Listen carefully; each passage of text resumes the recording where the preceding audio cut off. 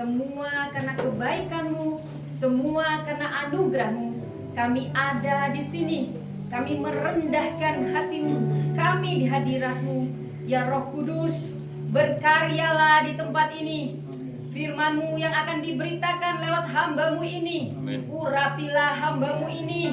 Urapilah kami. Pribadi lepas pribadi. Kami merendahkan hati kami. Kami menyiapkan hati kami seperti tanah yang subur. Berfirmanlah Tuhan.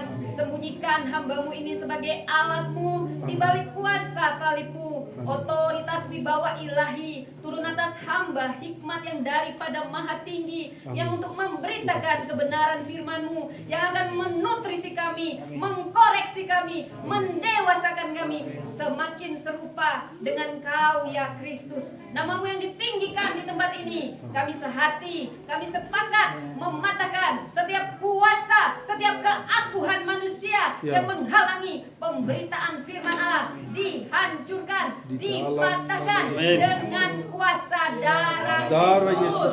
Kuasa darah Kristus melingkupi semua tempat ini. Setiap peralatan untuk meninggikan nama Tuhan.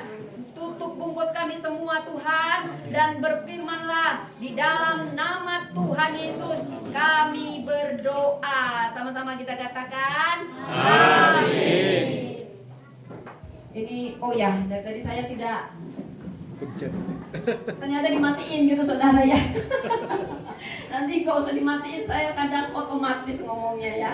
Oke, shalom jemaat Gereja Anugerah Bethesda. Jemaat penuai, saya bisa melihat wajah-wajah yang penuh dengan urapan Tuhan. Amin. Iya, kasih tepuk tangan dulu untuk Tuhan ya. Apa kabar semuanya? Penuh sukacita? Amin. Penuh sorak-sorai? Amin. Siap mendengar firman Tuhan?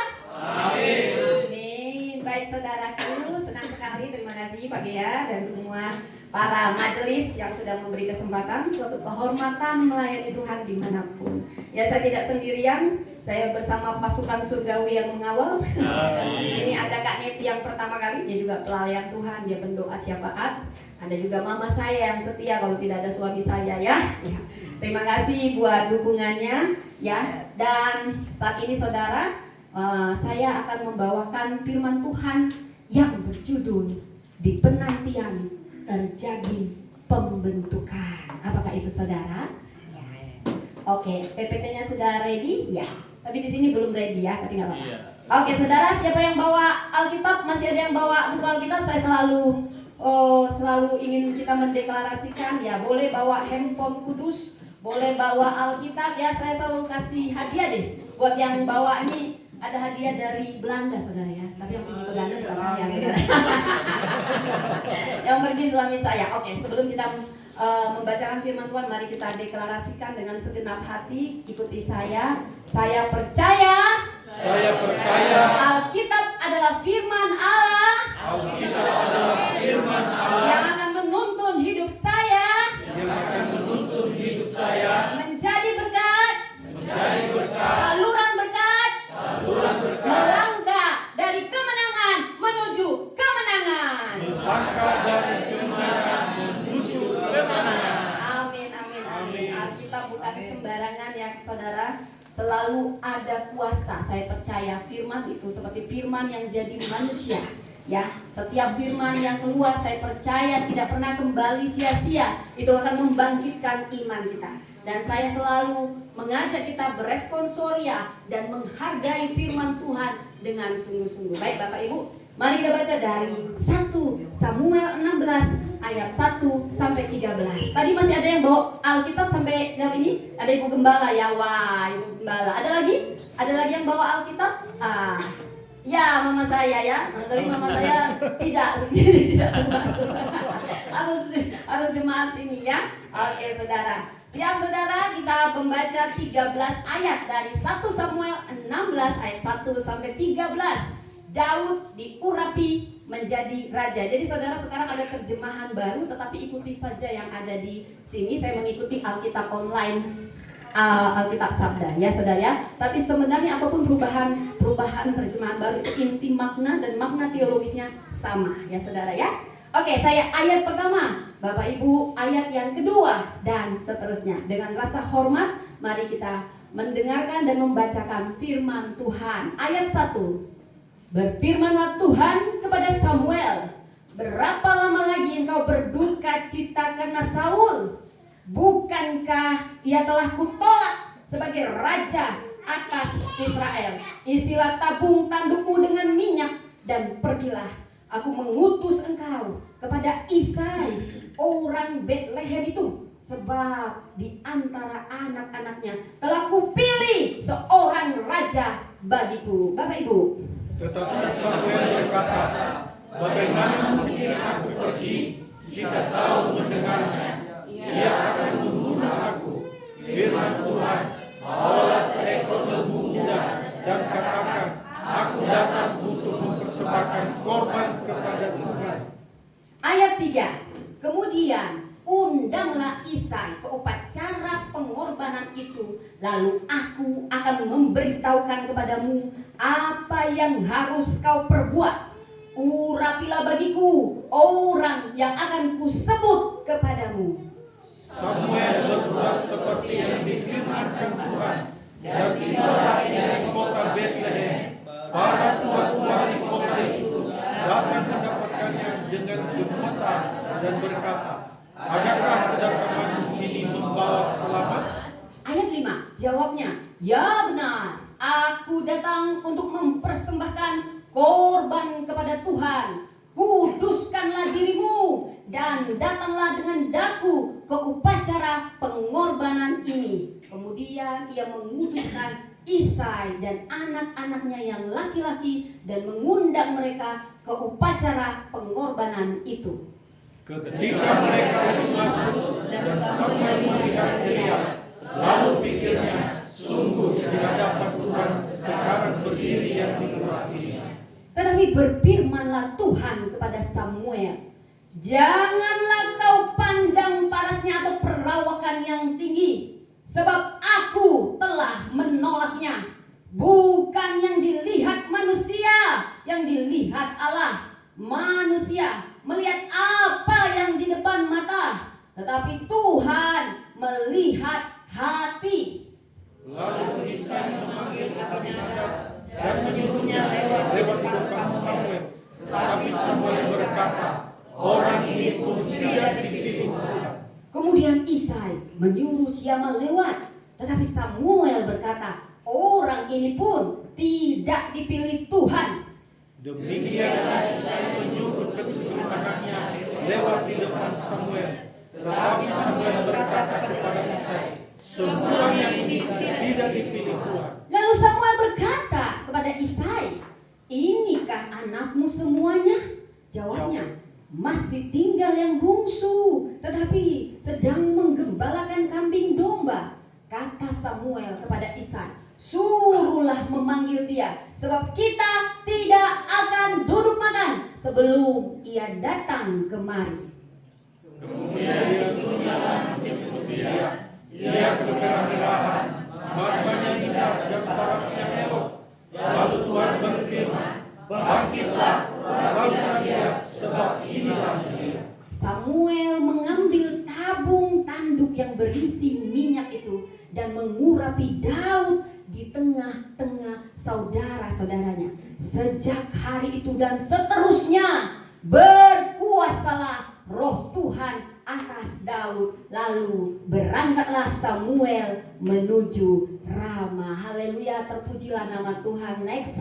Jadi saya mau membahas latar belakang dari 1 Samuel 16 ayat 1 sampai 13. Pada saat itu, pada sejarah itu, Saul adalah raja pertama. Saul bisa saya katakan raja yang dipilih tanpa diproses. Anda akan belajar dari sini dan akan melihat hasil dari proses dengan hasil yang hanya dari penampakan. Saul terpilih, dia paling tinggi saudara. Ketika dipilih, dia paling tinggi dari semua orang di Israel. Dia sangat ganteng, sangat tampan. Itu kata Alkitab, bukan kata saya saudara ya. Tetapi dia ditolak karena ketidaktaatannya. Sekalipun pada saat itu ketika Samuel mengurapi Daud, yang jadi raja masih Saul.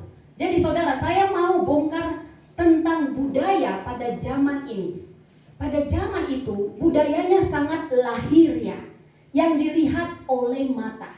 Tapi Tuhan sedang membawa kita dan melakukan transformasi. Bukan apa yang dilihat manusia, yang dilihat Tuhan. Tapi Tuhan melihat hati. Dan saya percaya Tuhan sedang hadir di sini. Dia sedang melihat hati Bapak, Ibu, dan kita semua. Saya tahu yang Maha Tinggi sedang hadir di sini. Saudara, ketika itu Samuel begitu bersedih karena ketidaktaatan Saul. Sebenarnya kalau kita baca, saya bahas ketidaktaatan Saul ini mungkin kita anggap biasa zaman sekarang. Dia tidak mau membunuh semua. Raja Amalek gak dibunuh, lembu-lembu yang bagus gak dibunuh. Apa yang dilakukan Saul tampaknya oleh mata manusia itu dosa biasa. Tetapi hati-hati saudara, ketidaktaatan ada yang bisa ditoleransi Tuhan dan ada yang tidak. Ini pentingnya kita benar-benar sungguh-sungguh dalam koridornya Tuhan. Ketika itu banyak sampai sekarang, makanya Yesus banyak melakukan transformasi karena banyak hal-hal yang dilihat secara lahiriah. Dulu najis ya. Saya hanya bahas kultural. Dulu anak sulung itu begitu penting. Tapi saya harus bahas Daud adalah anak bungsu. Saudara, kalau kita ulang, si Isai punya anak berapa saudara? 7. Ikut Daud 8. Anda bisa bertanya nggak? Dulu saudara, kalau gembala itu biasanya itu tugasnya, ada khusus ya, tugas penggembalaan kaum domba ya, domba-domba. Tapi bisa nggak Bapak Ibu memikirkan kenapa Daud yang menggembalakan domba-domba ayahnya sementara abang-abangnya ikut sekolah militer? Saya mau katakan, Daud adalah anak yang ditolak. Dia anak bungsu yang ditolak oleh orang tuanya. Saudara, saya mau katakan, kita para orang tua jangan pernah menolak anak Anda. Jangan pernah membeda-bedakan anak Anda. Tapi kalaupun Anda mengalami itu, ada kabar gembiranya. Tuhan di tempat yang tinggi selalu melihat hati setiap orang. Bahkan di tempat tersembunyi, orang-orang yang gak dianggap, yang diremehkan, yang diabaikan, itu masuk dalam daftar Tuhan. Biasanya ada waktunya dibawa tinggi. Saudara, tidak enak rasanya diabaikan. Saya tahu rasanya Daud ini anak bungsu. Biasanya kalau orang anak bungsu dimanja-manja. Tapi kenapa Daud dijadikan penggembala domba? Karena dia dicurigai bukan anak sah dari Isai. Kalau saya bahas. Jadi secara latar belakang, Daud anak yang ditolak, anak yang diabaikan, anak yang diremehkan, anak yang hanya dimanfaatkan. Tapi Tuhan sedang melihat hati setiap orang. Bukan yang lihat nampak di luar, tetapi apa yang di dalam. Next, saudara, saya mau bahas ada 3 waktu. Kairos, Kronos, dan momentum ilahi. Saudara, ini akan kita pelajari. Kalau kita bicara tentang momentum ilahi, kita akan bicara tentang waktu. Mungkin Anda sering dengar apa itu Kairos. Saya pernah dengar ada toko buku Kairos. Apa itu Kronos? Saudara, ini harus saya jelaskan dulu apa itu Kronos. Kita mungkin akan belajar definisi. Kronos adalah waktu linier, waktu harian, waktu rutinitas, jam demi jam, hari demi hari. Dan inilah waktu yang kita jalani dari kecil sampai besar. Senin, Selasa, Rabu, Kamis, Jumat, Sabtu, Minggu, itu nama hari-hari. Itulah Kronos, Kronos, Kronos. Januari, Februari, itu Kronos. Makanya kalau ada kalimatnya, bagaimana cerita kronologisnya, ini cuma makna-makna. Ini harus dipahami. Inilah waktunya kita dari kita kecil sampai saat ini. Ini Kronos. Sekarang saya harus cerita tentang Kairos. Saya suka dulu baca buku di toko buku rohani Kairos. Tapi apakah itu Kairos? Kairos adalah waktu yang ditetapkan Allah secara khusus. Ada yang namanya momentum ilahi. Apalagi momentum ilahi ini? Saya harus ceritakan definisinya. Ini istilah modern dari Kairos. Apa itu Kairos? Itu waktu Tuhan secara khusus melakukan percepatan, pelipat gandaan, promosi, meninggikan orang-orang yang sudah layak ditinggikan. Saudara, mungkin saat ini saudara sedang masa penantian. Anda biasa bangun tidur dengan rutinitas Anda seperti Anda sedang menanti sesuatu. Saudara, Anda tidak akan tahu kapan momentum ilahi terjadi pada Anda. Mungkin gereja ini akan mengalami kairos sebulan lagi, kairos setahun lagi. Kairos bisa terjadi kapanpun. Tapi pertanyaannya, jika kairos Tuhan tiba, momentum Tuhan tiba, apa Anda sudah ready? Mungkin saja momentum itu sudah jadi, tapi Anda tidak peka. Karena apa? Karena Anda tidak persiapan. Saudara, saya harus katakan, Kronos adalah waktu persiapan. Anda bangun pagi, lalu mandi, kata lagunya saudara. Tapi sebenarnya kalau kita orang Kristen berdoa dulu. Rutinitas itu adalah masa-masa persiapan Anda sebelum Anda masuk ke kairos Tuhan. Kairos Tuhan, ketika dia buka pintu, tidak ada yang bisa menutupnya. Tapi pertanyaannya, apa Anda sudah ready dengan kairos? Apa gereja ini sudah ready dengan ribuan orang yang akan datang? Itu ditentukan oleh persiapan Anda di Kronos. Jangan remehkan hal-hal tersembunyi yang Anda lakukan. Jangan remehkan hal-hal kecil yang Anda lakukan secara rutin. Itu yang akan menentukan Anda menangkap momentum itu atau tidak. Saudara, next. Saya hanya akan bagi 3 hal. Yang pertama, masa penantian adalah masa persiapan. Saudara, momentum ilahi selalu diawali dengan masa pembentukan. Tahukah Anda, Daud sudah dipilih Tuhan. Dari abang-abangnya, hebat-hebat semua sekolah, kalau sekarang akademi militer yang luar biasa. Gimana bisa yang dipilih? Penggembala domba ini secara duniawi tidak masuk hitungan. Tapi apa yang tersembunyi, apa yang dilihat Tuhan beda dengan apa yang dilihat manusia. Pasti bilang, harusnya abangnya yang sulung. Ini gimana ceritanya? Udah masih kemerah-merahan, anak muda mungkin 13 tahun, belum pantas. Tapi kenapa Tuhan memilih Daud? Dia sedang menunjukkan kesetiaannya di Kronos. Saudara, Daud di tempat yang tersembunyi, Tuhan melihat kedalaman hatinya, bukan penampilan. Dia merindu-rindukan Tuhan. Dia lebih dulu diurapi sebelum diangkat jadi raja. Saudara, saya yakin semua kita di sini sudah diurapi. Mungkin sudah dinyatakan secara jelas janji Allah kepada Anda. Tapi Anda mungkin berpikir, kapan promosinya Tuhan? Aku begini-begini saja, malas aku rajin begini juga. Saudara, di mana Anda berada saat ini? Anda tidak sedang salah tempat. Sekalipun Anda merasa sepertinya tidak ada kemajuan, sepertinya hanya penundaan.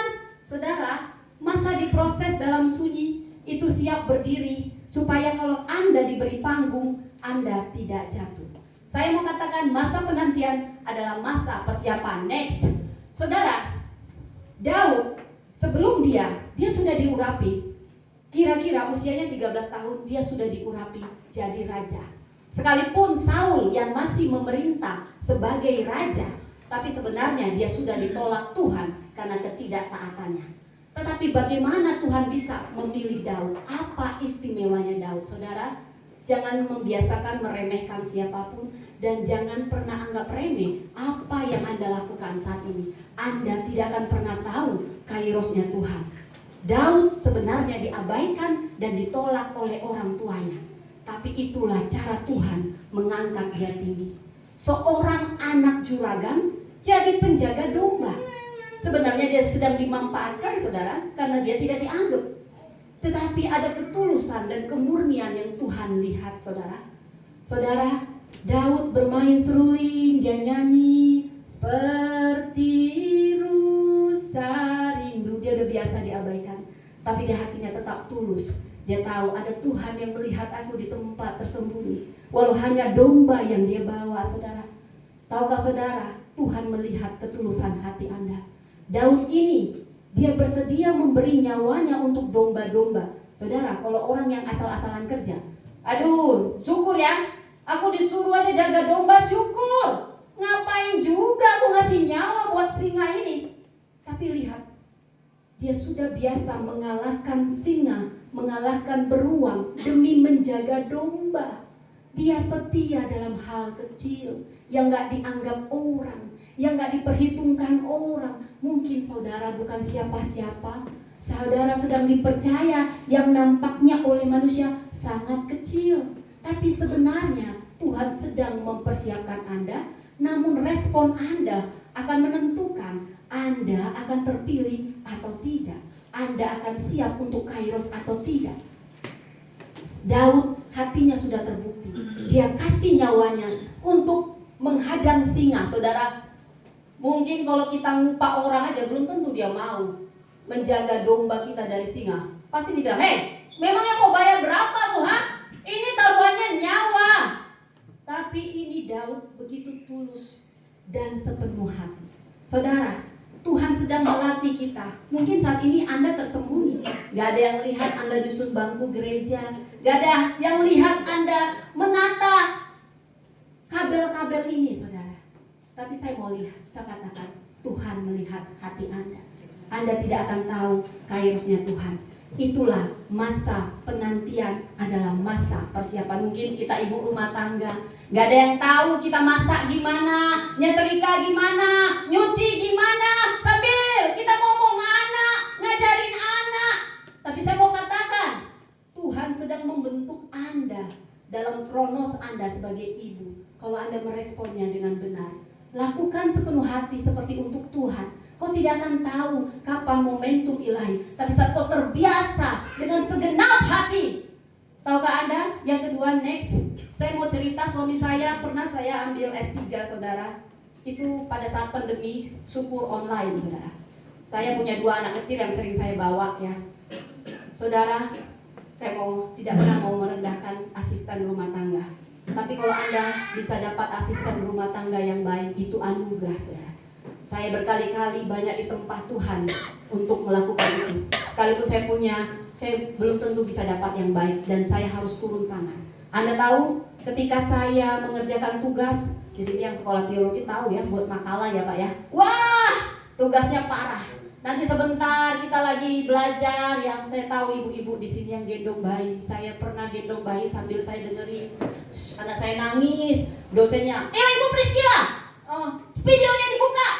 Pak, saya sedang sambil ngomong anak, gak apa-apa ya. Semua kasihan lihat saya ya. Saya disuruh menjelaskan secara teologis. Saya mau nangis sebenarnya itu, tapi ada kekuatan yang Tuhan beri. Ada kekuatan yang Tuhan kasih dalam kesulitan itu. Saudara, pada saat itu tidak masuk akal saya harus ngambil sekolah. Banyak teman saya sampai sekarang gak tamat, saudara. Pada saat itu saya ngomong 2 anak yang punya kebutuhan khusus harus diterapi. Saudara, itu pergumulan, dan saya nggak punya asisten rumah tangga. Suami saya di Afghanistan, di Afrika, saudara. Wah, itu banyak nangis, saudara. Jadi dia cerita, next. Mungkin saudara pernah nonton filmnya Harry Potter, siapa saudara ya? Mungkin terlepas dari isinya, tapi saya dikuatkan suami saya dengan kisah dari ibu ini. Dia janda yang miskin. Ketika bercerai, ibunya meninggal. Dia punya 3 anak yang harus dia hidupi.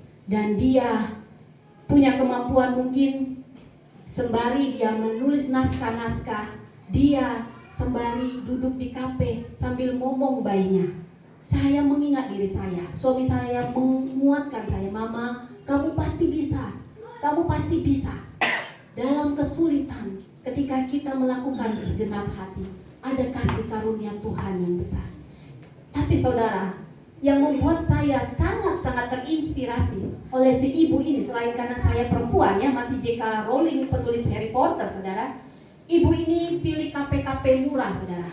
Tahu KP-KP murah yang ada internetnya mungkin. Kalau saya dulu ngambil studi bayar sendiri, saudara, di Jogja saya selalu ngambil KP-KP murah supaya bisa ambil internet. Jadi ibu ini ditolak 12 kali. Di sini siapa yang pernah ditolak, Bapak Ibu?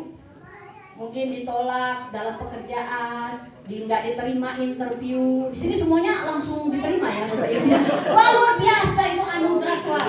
Saya berdoa ya, saya pernah ditolak sampai 4 kali, saya langsung putus asa Bapak Ibu.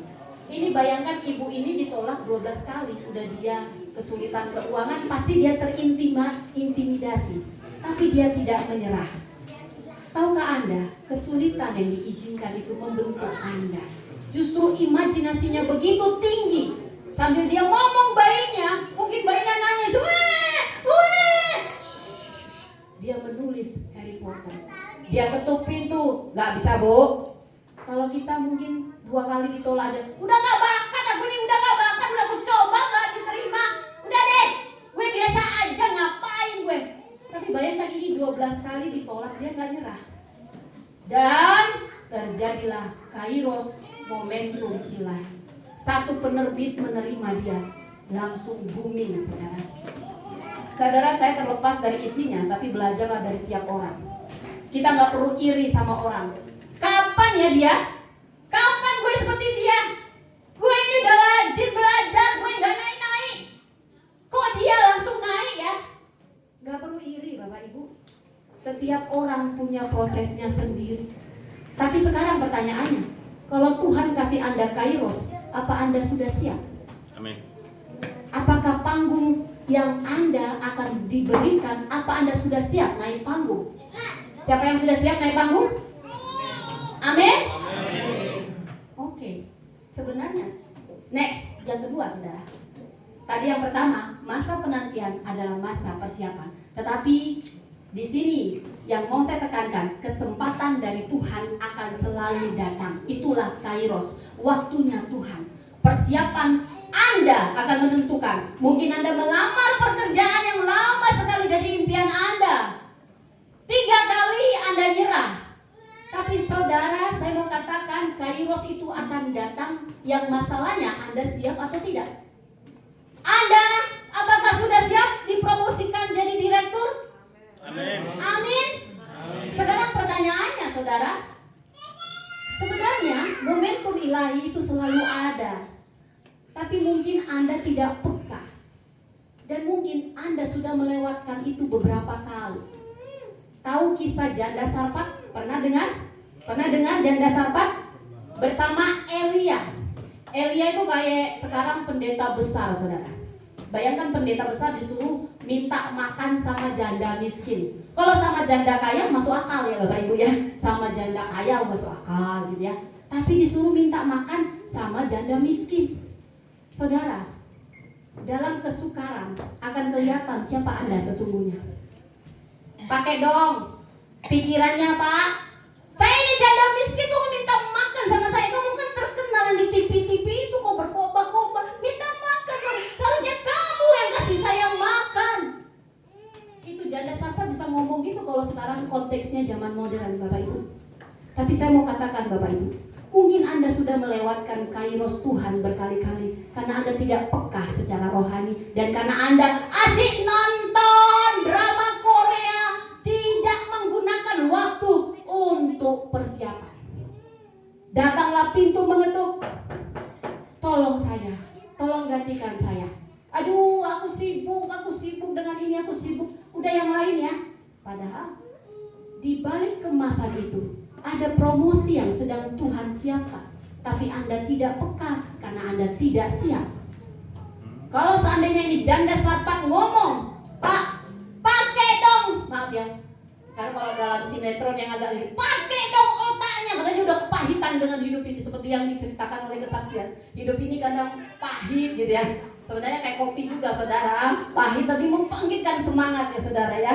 Nah, kalau dia kepahitan dalam penantian, maka promosi dan kairos Tuhan tidak terjadi. Saya mau katakan, tapi dia punya ketulusan. Karena dia sudah terbiasa, membiasakan dirinya memberi sekalipun sukar. Dan dia peduli dengan orang-orang apapun keadaannya. Disitulah promosi Tuhan. Minyak yang diminta dia beri dengan setulus hati. Dan minyak itu tidak pernah habis. Utangnya lunas. Bukan hanya lunas, tapi berkelimpahan. Bapak Ibu, mungkin ada banyak pintu yang sedang mengetuk Anda, tapi Anda asik nonton drama Korea, asik kombur-kombur, tidak menggali potensi Anda, tidak memanfaatkan waktu Anda. Saat promosi itu biasanya dikemas dalam hal yang keadaannya tantangan, tapi orang-orang yang siap dengan kronosnya, dia akan melihat tantangan itu sebagai peluang. Mungkin Anda diketuk, mungkin pekerjaan sepele. Daud hanya disuruh oleh bapaknya ngantar makanan ke medan perang, tapi itu menjadi momen ilahi ketika Daud menyambutnya dengan tulus. Dan dia melihat, siapa itu Goliat? Dia menghina barisan Israel, dia menghina tentara Allah. Semua orang sudah ketakutan. Daud, jangan kamu sok jago. Itu Goliat, gak ada yang mau. Oh, aku yang akan menantang Goliat. Saat aku membunuh singa, membunuh beruang, Allah yang maha tinggi menolong aku. Di padang tersembunyi, seorang raja dibentuk Tuhan. Mungkin Anda tidak ada yang melihat Anda menggulung kabel-kabel ini, tidak ada yang melihat Anda menata bangku ini, tapi saya mau katakan, ada raja segala raja melihat ketulusan Anda. Tetaplah setia, jangan pahit. Mungkin Anda bilang, kapan promosinya? Aku selalu di bawah, ngapain aku rajin-rajin? Bapak kepala datang, oke, baru aku tampil. Yang enak-enak, yang bagus-bagus. Ini siapa yang datang? Yang datang begini-begini. Ya sudah, saya biasa-biasa saja. Kamu tidak akan pernah tahu, ternyata yang datang seorang yang sedang mengamati bakatmu ketika kau bernyanyi. Mungkin di tempat yang sunyi, seperti Daud, dia bernyanyi dengan seruling. Yang nonton hanya rumput-rumput yang bergoyang, yang menonton hanya domba-domba, tapi dia bernyanyi dengan setulus hati. Seperti rusa rindu sungaimu, jiwaku rindu engkau. Kukatakan saudara, Anda yang setia dalam senyap, Anda berdoa tersembunyi, semua Anda doakan dengan tulus, Anda baca firman, Anda melayani. Saudara, orang yang setia dalam senyap akan dibawa Tuhan ke panggung publik karena dia sudah tahan untuk dibanting. Ada dua yang tidak diproses. Saat panggung diberi, dia akan demam panggung atau dia jatuh. Tetapi saat orang yang diproses dan setia di masa kronosnya, dia akan tahan berdiri di panggung. Dan bukan hanya satu panggung, dia akan tetap terus karena dia menjaga karakternya. Saudara, Kairos itu akan tiba. Tapi saya bertanya, apa gereja ini sudah siap? Amin. Apakah gereja ini sudah mempersiapkan untuk ribuan jiwa? Amin. Untuk tempat yang lebih besar? Amin. Jangan sepelekan kesetiaan Anda dalam senyap. Raja itu suka membawa orang-orang yang setia dalam senyap go public. Yang ketiga, yang terakhir Bapak Ibu. Ya, jadi saya cerita ya, pemain musik. Saya pasti di sini kalau pemain musik tampil latihan dulu atau langsung tampil aja di sini, saudara? Latihan dulu ya, saudara ya. Nah, nggak ada yang langsung tampil kan? Kalau song leader juga apa yang tampil? Oh, saya jadi song leader, langsung aja gitu, nggak kan ya? Tahu nggak Anda? Tampilnya mungkin hanya 5 menit, tapi persiapannya bisa 5 jam, 5 hari, 5 bulan. Itulah kronos. Tetapi itu akan menentukan Anda. Kesetiaan Anda akan menentukan karakter Anda. Mungkin Anda juga bisa mencapai puncak, tapi untuk bertahan di situ adalah kesetiaan Anda dalam kronos. Kronos itu rutinitas setiap hari, terutama orang-orang di tempat tersembunyi. Saya bohong namanya ya. Kalau melayani nggak ada doanya, bohong itu. Itu hanya penampilan. Nanti datang badai. Bye-bye gereja. Oh, ini tampilnya berapa orang ya? Oh, ini 10, 20, 30. Tapi orang yang setia, mau 1 orang pun jiwa, dia tetap setia. Surga mencatatnya. Mau 5 orang, surga mencatatnya. Dia tidak hanya tampil asal-asalan, dia tampil sepenuh hati. Anda tidak akan pernah tahu promosi itu datang dibalut tantangan. Mungkin hanya diketuk, tolong gantikan saya. Kalau Anda banyak alasan karena banyak sesuatu yang tidak Anda persiapkan, maka Anda kehilangan Kairos itu.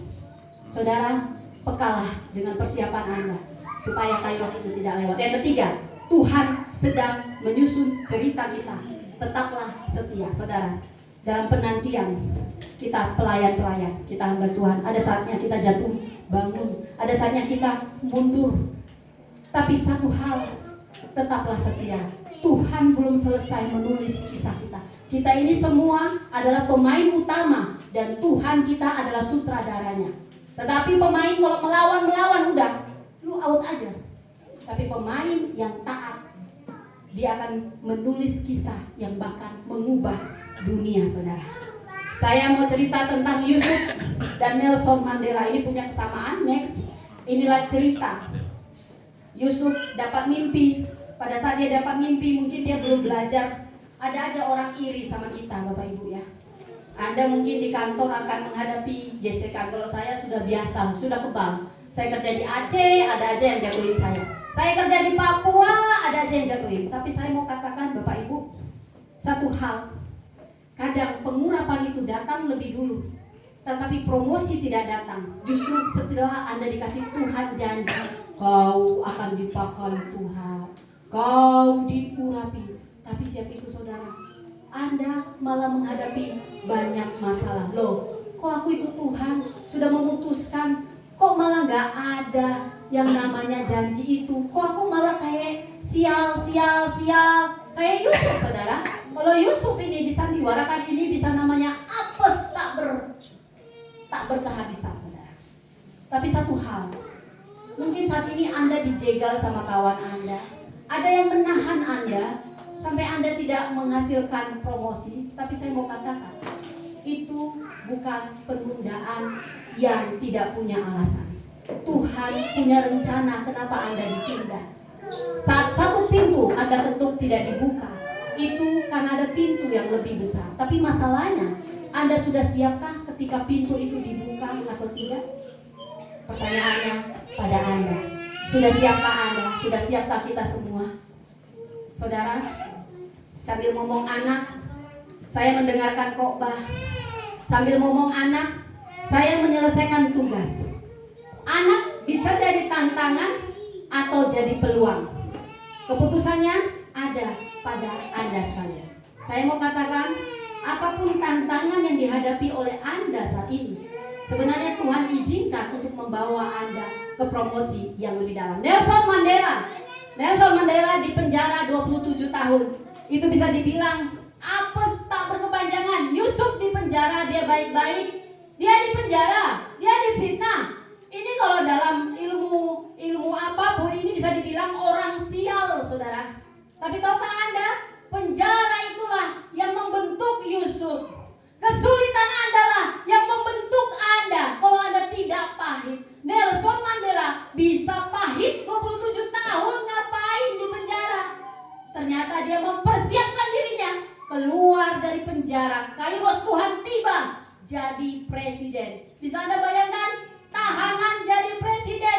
Dia bukan belajar di militer, dia belajar di penjara. Yusuf berkali-kali dia dilupakan, dia dimanfaatkan. Tetapi penjara itu yang membawa Yusuf bukan hanya orang nomor 2. Sebenarnya dia nomor 1. Kenapa? Karena dia merespon dan melakukan persiapan. Bapak Ibu bangun. Ada Kronos, ada Senin, Selasa, Rabu. Apa yang Anda lakukan? Kalau panggung itu diberi, apa Anda sudah siap? Apa persiapan Anda sudah siap? Jangan menyerah. Setiap kita ada potensi, setiap kita ada talenta. Gali, mau ditolak, gali lagi. Mau ditolak, gali lagi. Kesetiaan Anda dalam senyap akan mempromosikan Anda saat Kairos datang, saat momentum ilahi datang. Dan saat pintu itu dibuka, tidak ada yang bisa menutup. Apapun yang menghalangi Anda, iri orang lain, jangan kasih kesempatan. Anda meresponnya dengan baik dan Anda tidak menyia-nyiakan waktu. Maka promosi momentum ilahi tiba, Anda siap naik. Dan hanya orang yang diproses yang akan tahan di panggung. Kalau tidak diproses, kesombongan yang akan muncul dan kehancuran sudah mendahuluinya. Tapi orang yang diproses, dia akan tahan dan akan bertahan di puncak. Karena itu, gunakan Kronos Anda. Mungkin Anda hanya ibu rumah tangga. Stop nonton drama Korea. Gali potensi Anda. Mau Anda ditolak berapa kali, Anda tidak akan tahu ada pintu yang mengetuk Anda. Bolehkah kamu yang masak catering saya? Bolehkah kamu yang masak kue saya?